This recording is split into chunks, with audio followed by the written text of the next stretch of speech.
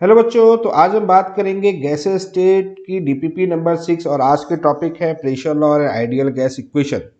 तो pressure law और ideal gas equation के बारे में देखते हैं कि हमने कौन कौन से क्वेश्चन हमारे पास में हैं और उन क्वेश्चंस को अपन डिस्कस करते हैं। तो चलिए शुरुआत करते हैं सबसे फर्स्ट क्वेश्चन की तरफ। तो फर्स्ट क्वेश्चन हमारे पास में क्या है उसके बारे में डिस्कस कर लेते हैं। फर्स्ट क्वेश्चन हमारे पास में है the volume of one gram each of methane, ethane, propane, butane. देखिएगा, यहाँ पर आपके पास मीथेन गैस है, इथेन गैस है, प्रोपेन गैस है और ब्यूटेन गैस है, यानी कि इन गैसों का एक मिक्सचर है और सभी का जो अमाउंट है वो 1 ग्राम है, यानी कि सभी का अमाउंट इक्वल है। ठीक है। और टेम्परेचर गिवन है और प्रेशर टोटल गिवन है 180 है। What is the volume of butane? लेकिन क्वेश्चन में पूछा गया है केवल ब्यूटेन का जो वॉल्यूम है वो डिफाइन करने के लिए बोला गया है। समझ में आ रही बात? क्लियर है? अब ये तो हमें पता ही है कि ये इसमें टेम्परेचर है, प्रेशर है, मास है, वॉल्यूम के बारे में डिस्कस कर रहा है, तो ये किसको फॉलो करेगा? नेचुरल सी बात है, ये आइडियल गैस इक्वेशन को फॉलो कर रहा है। यानी कि उसके लिए अगर फॉर्मूले की बात करते हैं तो फॉर्मूला क्या होता है? PV equal to NRT. अब यहाँ पर देखिएगा जो एन है बेसिकली ये नंबर ऑफ मोल होता है, वी वॉल्यूम होता है, पी प्रेशर होता है, आर गैस कांस्टेंट होता है, टी एब्सोल्यूट टेम्परेचर होता है। अब अगर मिक्सचर के वॉल्यूम की बात कर रहा होता तो यहाँ पर total number of mole of each gas लेते, ये गैस, ये गैस, ये गैस, ये गैस, तो total number of mole of the each gas लेते, तो इस कंडीशन में total volume of the mixture calculate होता है। लेकिन यहाँ पर जो डिस्कस कर रहा है सिर्फ ब्यूटेन का कर रहा है, तो इसके लिए यहाँ पर नंबर ऑफ मोल जो हम डिफाइन करेंगे वो सिर्फ ब्यूटेन के करेंगे। तो C4H10 ये हमारे पास में है, यानी कि इसके नंबर ऑफ मोल को डिस्कस करेंगे C4H10, तो ये कितना होगा? Wait divide by molecular weight. तो वेट यहाँ कितना है? 1 है। मॉलिक्यूलर वेट C4H10 का कितना होता है? 58। तो ये नंबर ऑफ मोल यहाँ से डिफाइन हो गए। ये बात समझ में आ गई? यहाँ तक कोई दिक्कत नहीं? ओके, चलो आगे बात करते हैं।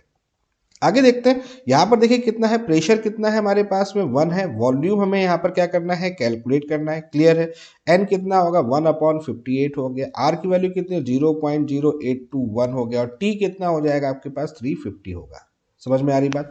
तो इन सबको जब सॉल्व करोगे तो यहाँ से वॉल्यूम की वैल्यू आ जाएगी, और ये वॉल्यूम किसका निकल के आ रहा है? ब्यूटेन का निकल के आ रहा है। तो ये हो जाएगा 495 इंटू 10⁻³ लीटर। और आफ्टर देन इसमें ऑप्शन किसमें? CM3 में है, तो इसको CM3 में लिखोगे तो कितना लिखोगे? 495 CM3। समझ में आ रही बात? क्लियर है? छोटा सा ट्विस्ट था, ये समझ में आ गया आपको यहाँ पर कि यहाँ पर volume of the butane calculate करने के लिए बोला गया है। Volume of the butane calculate करने के लिए बोला गया है। ठीक है, मिक्सचर का नहीं है। अगर मिक्सचर का होता तो सभी के मोल्स यहाँ पर ऐड हो जाते। ओके, चलो बात करते हैं नेक्स्ट, अगले पार्ट पे चलते हैं, पार्ट नंबर 2 यानी क्वेश्चन नंबर 2। क्वेश्चन नंबर 2 को अगर हम देखें तो क्वेश्चन नंबर 2 में हमारे पास में क्या है?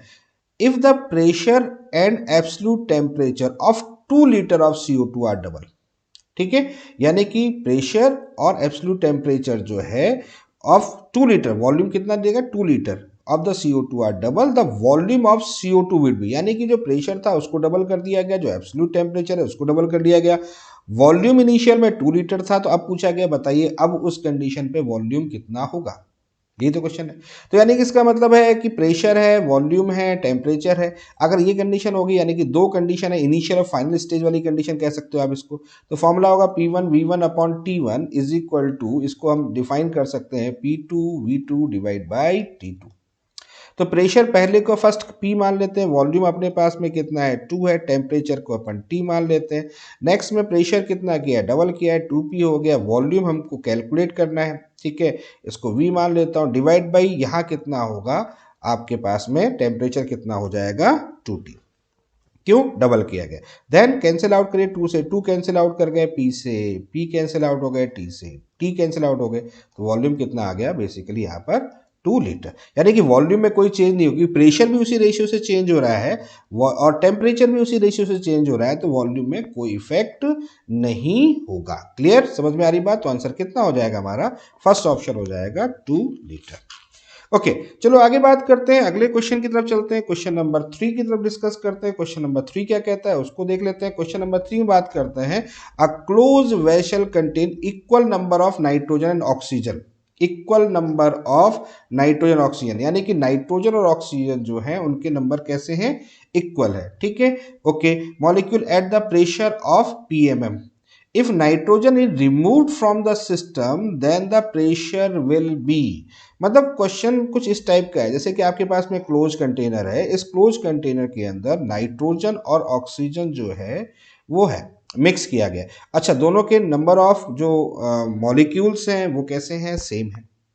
ओके, अब इस कंडीशन में क्या रखें कि इसको अगर हमने रिमूव कर दिया, किसको रिमूव कर दिया, नाइट्रोजन को रिमूव कर दिया, तो अब यहां पर इसका प्रेशर क्या होगा, जब इनिशियल में इसका प्रेशर मान लेता हूं सपोज दैट P है, तो P फाइनल क्या होगा after then removing of nitrogen gas from the mixture. ठीक है, अब देखो यहां पर बाकी चीजें कांस्टेंट है, V कैसा हो गया, वॉल्यूम कौन सा हो गया, कांस्टेंट हो गया, टेम्परेचर कैसा हो गया, कांस्टेंट हो गया।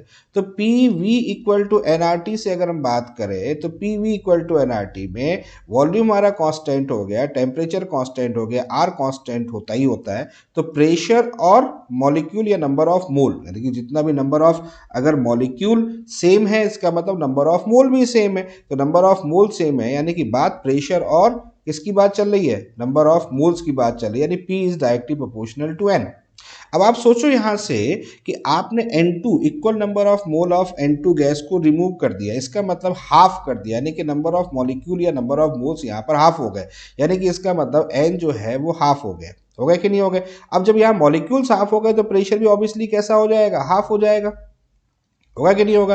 तो ये अगर हाफ हो गया तो ये हाफ हो गया, तो प्रेशर यानी कि बेसिकली कितना मिलेगा, पहले से हाफ मिलेगा, इसका मतलब ऑप्शन हमारा थर्ड हो गया। ठीक है, समझ में आ गया क्वेश्चन, कोई डाउट नहीं है। चलो क्वेश्चन नंबर 4 की तरफ चलते हैं। क्वेश्चन नंबर 4 क्या कह रहा है उसको देख लेते हैं।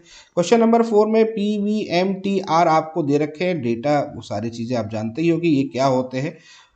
Then for an ideal gas the density is given by, तो डेंसिटी कैलकुलेट करनी है आपको, तो फॉर्मूला क्या होता है, P V equal to N R T. N क्या होता है, नंबर ऑफ मोल, मोल बराबर weight divide by molecular weight, तो पी वी यहाँ पर weight divide by molecular weight into R into T करते, बहुत सिंपल सा है। एम यहाँ कर दो तो P M is equal to W divide by V into R into T. क्यों किया मैंने, इसको डेंसिटी में कन्वर्ट करने के लिए किया, तो इसको डेंसिटी में कन्वर्ट कर लिया, तो D इज इक्वल टू यहाँ पर होगा P M upon R T. समझ में आ गई बात, तो D इज इक्वल टू हो गया P M upon R T, ये हमारा फोर्थ ऑप्शन होगा। ओके, चलो नेक्स्ट डिस्कस करते हैं, क्वेश्चन नंबर 5 की तरफ चलते हैं। क्वेश्चन नंबर 5 है at the constant temperature, at constant temperature in a given mass of an ideal gas. Temperature हमारा कांस्टेंट है, अगर टेम्परेचर हमारा कांस्टेंट है तो फिर बात किसकी चलेगी, प्रेशर और वॉल्यूम की। तो प्रेशर और वॉल्यूम में क्या होगा, रेशियो प्रेशर और वॉल्यूम ऑलवेज रिमेन्स कांस्टेंट, नहीं, वॉल्यूम ऑलवेज रिमेन्स कांस्टेंट, नहीं, प्रेशर रिमेन्स कांस्टेंट, नहीं, the product of the pressure and the volume always remains constant. Okay, यानी कि P multiply by V is equal to constant होता है, boil का law होता है, ये तो आप जानते होंगे। ठीक है, क्लियर है, टेम्परेचर कांस्टेंट करेंगे तो PV is equal to constant होता है। ओके, बहुत सिंपल सा क्वेश्चन था। चलो आगे बात करते हैं, क्वेश्चन नंबर 6 की तरफ चलते हैं। क्वेश्चन नंबर 6, क्वेश्चन नंबर 6 क्या कर रहा है, 8.2 litre of an ideal gas, weight 9 gram, यानी कि आपको वॉल्यूम गिवन कर दिया, वेट, ये वेट हो गया, एट ये 300 केल्विन हो गया, ये टी हो गया, प्रेशर कितना 1 atm pressure, the molecular mass of the gas. ठीक है, molecular mass of the gas ये पूछा गया, तो molecular mass of the gas है, यानी कि इसका मतलब आइडियल गैस तो कर रहा है, तो आइडियल गैस इक्वेशन लगा लेते हैं, P V equal to N R T, तो P V is equal to W by M into R into T. तो प्रेशर कितना हो गया, प्रेशर कितना है बेटा 1 atm दिख रहा है ना, प्रेशर हो गया 1 atm, वॉल्यूम, वॉल्यूम कितना हो गया 8.2 हो जाएगा। ठीक है, वेट कितना हो गया 9 हो गया, मॉलिकुलर वेट निकालना है, आर की वैल्यू 0.0821 और टी की वैल्यू कितनी हो जाएगी 300, यहाँ पर आ जाएगा। आ गया समझ में, क्लियर हो गया। तो एम यहाँ पर आपको सॉल्व करना है, तो एम कैसे करेंगे 8.2। ठीक है, अब तो बाकी सॉल्व कर लोगे, ये भी करवाना पड़ेगा मुझे, कर लोगे, कर ही लोगे आप, मुझे पता है। एक मिनट में इसको यहाँ पर ये चीज़, हाँ, तो क्या है एम सॉल्व करना है अपने को, है ना, तो एम सॉल्व करना है, तो एम क्या हो जाएगा 9 into 0.0821 multiply by 300 divide by कितना आ जाएगा 8.2। ठीक है, ओवरऑल इसको सॉल्व कर लीजिएगा, तो इसकी जो वैल्यूज यहाँ पर कैलकुलेट आएगी वो 27 आएगी, यानी कि इसका जो ऑप्शन होगा that is the second option होगा। चलिए नेक्स्ट डिस्कस करते हैं क्वेश्चन नंबर, अब हम चलते हैं क्वेश्चन नंबर 7th की तरफ। 7th में लिखा है 0.5 DMQ flask contain a gas A. चलो यहाँ पर लिख देते हैं ए गैस के बारे में, पहले जो डेटा है पहले उसको लिख लेते हैं। देखो यहाँ पर आपके पास में क्या है 0.5 DMQ, ठीक है, gas A and 1 DMQ flask contain gas B, यानी कि यहाँ पर आपके पास में बी गैस भी दे रखी है। चलो आगे बात करते हैं। At the same temperature, temperature same है, डेंसिटी आपको दे रखी है ए की डेंसिटी। देखो ये आपके पास में वॉल्यूम हो गया, ये वॉल्यूम कितना हो जाएगा, वॉल्यूम यहाँ पर है 0.5 DMQ, ठीक है। यहाँ पर ये वॉल्यूम गिवन हो गया आपके पास में कितना है बेटा 1 DMQ, ठीक है। दूसरी बात है डेंसिटी ऑफ ए कितनी दे रखी है आपको 3 दे रखी है, डेंसिटी ऑफ बी कितनी दे रखी है आपको 1.5 दे रखी है। Molecular mass of A, molecular mass of A is equal to 1/2 into molecular mass of B given कर रखा है। The ratio of the pressure exert, यानी कि basically P A upon P B calculate करना है। बहुत सिंपल सा question है, ठीक है। तो कौन सा फॉर्मूला लगाएंगे, फॉर्मूला हो गया D equal to P M upon R T. तो दो चीजें हैं आपके पास में, D A divide by D B कर दे रहा हूँ, इज इक्वल टू प्रेशर आपको निकालना है, प्रेशर का ratio P A upon P B. अच्छा मॉलिक्यूलर मास गिवन है, मॉलिक्यूलर मास के लिए भी बात दे ही रखी है आपको, तो यहाँ कौन सा होगा M A upon M B कर देंगे। अच्छा टी कांस्टेंट हो गया, आर कांस्टेंट हो गया, तो इनसे लेना देना अपने को नहीं है, तो टेम्परेचर और आर को यहाँ पर छोड़ दें। तो D A upon D B की वैल्यूज को यहाँ पर पुट करेंगे, तो डी ए कितना है हमारे पास में, ये डी ए मान लेते हैं, ये कौन सा हो जाएगा आपका डी बी हो जाएगा। तो यहाँ से आप सॉल्व करेंगे तो इस कंडीशन में यहाँ कितना हो जाएगा, यहाँ पर हो जाएगा 3 divide by 1.5, 3 divide by 1.5 is equal to यहाँ पर हो गया P A upon P B और M A upon M B, तो यहाँ पर हो जाएगा 1/2 into M B divide by M B. Okay clear है, कोई डाउट तो नहीं है, आज तक समझ में आ रहा है। देन अभी तो सॉल्व करना है, एम बी कैंसिल आउट हो गया और ये यहाँ पर 2 टाइम्स जाएगा, ठीक है, 2 इधर चला जाएगा, तो overall P A upon P B की वैल्यूज यहाँ पर आ जाएगी 4। आ गया समझ में, तो P A upon P B की जो वैल्यूज है यहाँ पर ये 4 आ गई। क्लियर, तो ये ऑप्शन 3rd है। ओके आगे बात करते हैं, क्वेश्चन नंबर 8 की तरफ चलते हैं। क्वेश्चन नंबर 8 मुझे बहुत सिंपल सा क्वेश्चन दिख रहा है, बिल्कुल दिख रहा है, डेंसिटी पूछी गई है, बाकी सारी चीजें सही है, तो D equal to P M upon R T. अरे बहुत सिंपल सा क्वेश्चन था, फॉर्मूला बेस्ड क्वेश्चन हो गया, ठीक है, क्लियर है, तो ये आपका सेकेंड ऑप्शन है। चलो आगे बात करते हैं, क्वेश्चन नंबर 9 की तरफ चलते हैं। क्वेश्चन नंबर 9 है, if the density of a gas A is 1.5 times that of B. तो डेंसिटी ऑफ द गैस, ये बहुत परेशान करता है बीच में भाई, density of the gas D A is equal to कितना होगा 1.5 डी बी, एक तो ये चीज हो गई, that of B, then the molecular mass of A is M, इसका मॉलिक्यूलर मास दे रखा है आपको M, the molecular mass of B will be, ओहो ये भी बहुत सिंपल सा है, यानी कि M2 आपसे पूछा गया, ऐसे मान लो, इसको M1 मान लो, M मान लो, M2 आपसे पूछा गया, तो फॉर्मूला क्या होगा P M upon R T. अब डेंसिटी और एम की बात चल रही है, तो डेंसिटी और एम को रखो, बाकी को कर दो कांस्टेंट, तो यानी कि D A divide by D B is equal to M A upon M B. तो ये हो जाएगा 1.5 D B divide by D B is equal to M divide by M two, ऐसे कर लो, कैंसिल आउट हो गया, क्लियर है। तो M2 यहां से जो निकल के आएगा वो कितना आएगा, M2 is equal to M divide by 1.5, हो गया ना, क्लियर है, m डिवाइड बाई 1.5, तो ये आपका सेकेंड ऑप्शन हो गया। चलो आगे बात करते हैं, क्वेश्चन नंबर अब 10th की तरफ चलते हैं। क्वेश्चन नंबर 10th क्या कह रहा है वो भी देख लेते हैं। क्वेश्चन नंबर 10th कह रहा है, there is 10 litre of a gas at STP, which of the following change keep the volume constant. Okay volume constant, यानी वॉल्यूम को कांस्टेंट रखना है। अच्छा एक बात मुझे बताओ, 10 लीटर होना चाहिए, इसी का मतलब ये है। अब एसटीपी की बात चली रही है, तो एसटीपी पे कितना होगा, प्रेशर कितना होता है 1 atm होता है, टेम्परेचर कितना होता है 273 केल्विन। तो PV equal to R, PV equal to R T वाली कंडीशन तो होती है, हम जानते हैं। तो वॉल्यूम क्या होता है R T upon P, R T upon P. तो यहाँ पर वॉल्यूम कितना है 10 लीटर है, तो अब हमें आर टी पी ऐसा रखना है जिस कंडीशन पे 10 आ जाए। ठीक है, तो सॉल्व कर लो यहाँ पर आर टी अपॉन पी, एक एक करके सॉल्व कर रहे हैं। आर की वैल्यू कितनी है 0.0821, 821। टी कितना होगा, अब टी के लिए अलग करने से 273 डिवाइड बाई 2, इसको सॉल्व करें तो क्या ये 10 आ रहा है। तो मैं आपको बताऊं इसको सॉल्व करोगे तो 10 नहीं आएगा।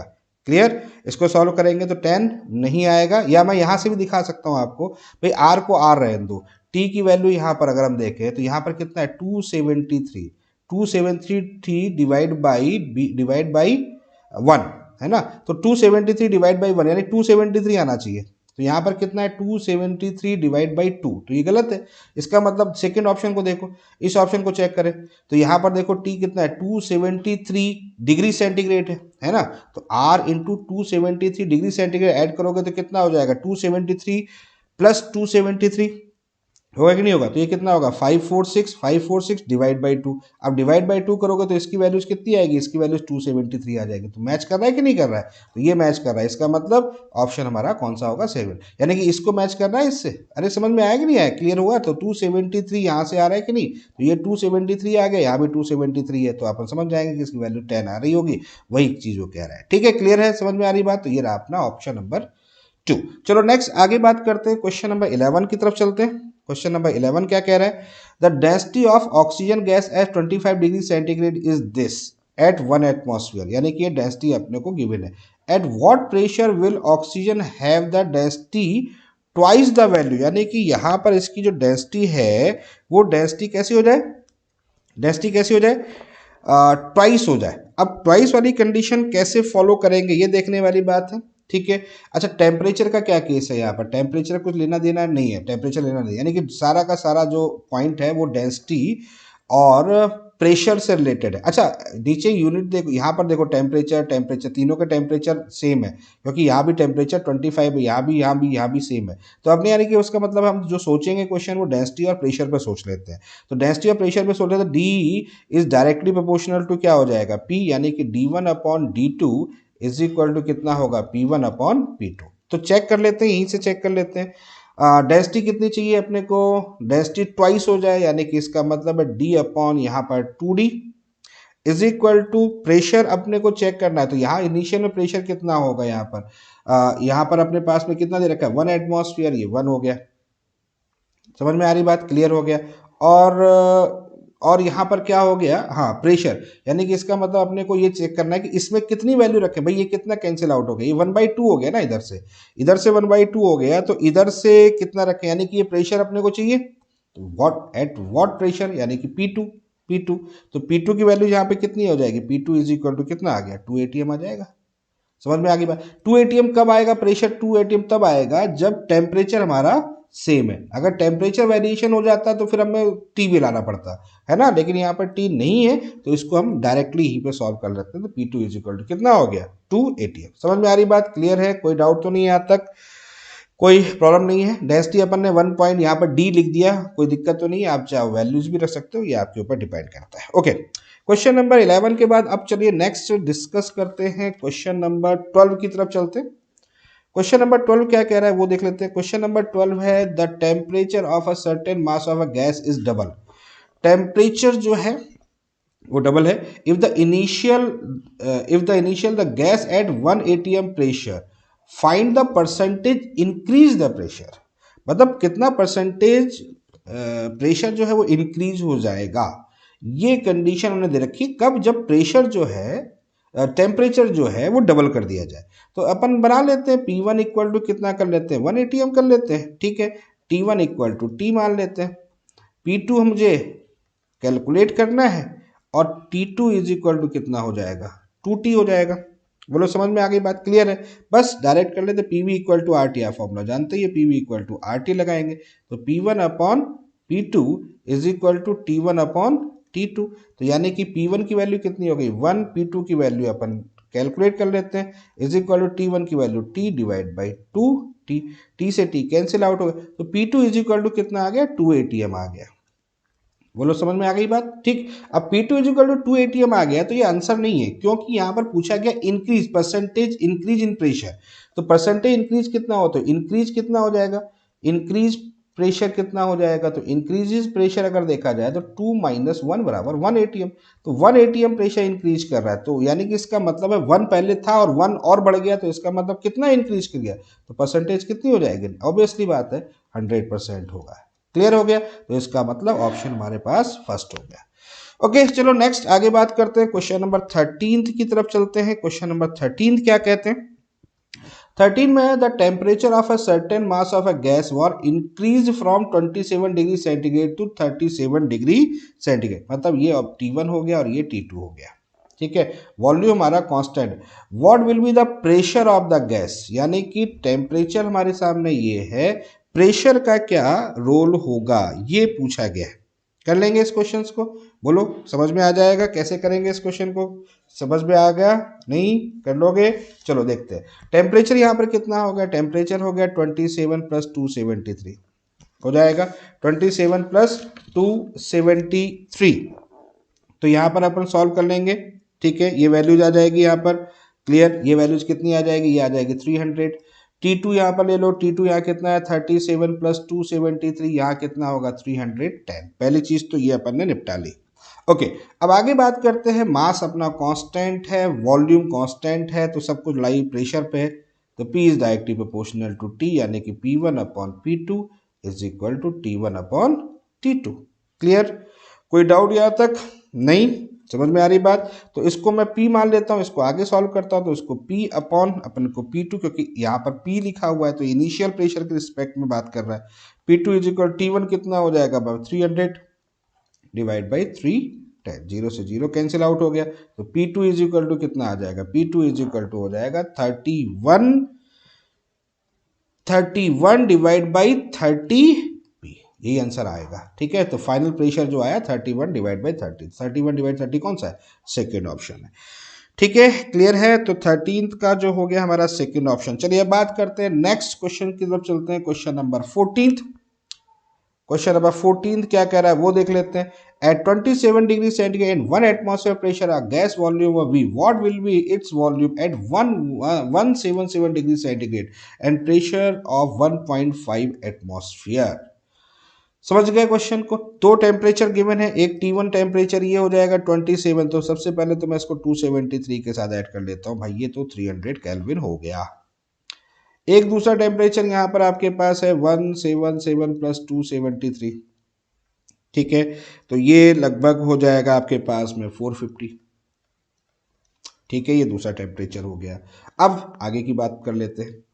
अब आगे कंडीशन क्या है, प्रेशर यहाँ पर कितना है, ये प्रेशर 1 atm। ठीक है, यहाँ पर ये प्रेशर कितना हो गया 1.5, यानी ये P1 हो गया, ये P2 हो गया। वॉल्यूम की बात करते हैं। वॉल्यूम की कंडीशन में क्या कह रहे हैं कि प्रेशर, अच्छा वॉल्यूम के टर्म्स में बात कर रहे हैं, यानी कि ये V1 हो गया, वॉल्यूम V1 हो गया, और यहाँ पर ये V2 पूछा गया है, यही तो बात है। ठीक है, तो pressure variable, volume variable, temperature variable, यानी कि सब वेरिएबल, तो P1 V1 divide by T1 is equal to P2 V2 divide by T2 वाली कंडीशन लेंगे। तो प्रेशर यहाँ कितना हो गया 1 हो गया, वॉल्यूम यहाँ पर कितना हो गया, इसको V मान लेते हैं, T1 300 हो जाएगा। ओके, यहाँ पर प्रेशर कितना हो जाएगा 1.5 हो जाएगा, वॉल्यूम कितना हो जाएगा यहाँ V2 हो जाएगा, T2 यहाँ पर कितना हो गया 450। तो बेसिकली आपको क्या निकालना है, V2 निकालना है। जब V2 निकालोगे तो वैल्यूज यहाँ पर आ जाएगी 1.5, यानी कि इसको सब सॉल्व करोगे, ये 0 से 0 कैंसिल हो गया, तो कुल मिलाकर यहाँ पर जो वैल्यू आएगी वो आएगी 1 इंटू V। इसका मतलब वॉल्यूम कौन सा फाइनल होगा, यानी कि 14th का वॉल्यूम होगा ये, यानी कि इसका मतलब सेकेंड ऑप्शन होगा। ठीक है, ओके चलो नेक्स्ट अगला डिस्कस करते हैं क्वेश्चन नंबर 15 में।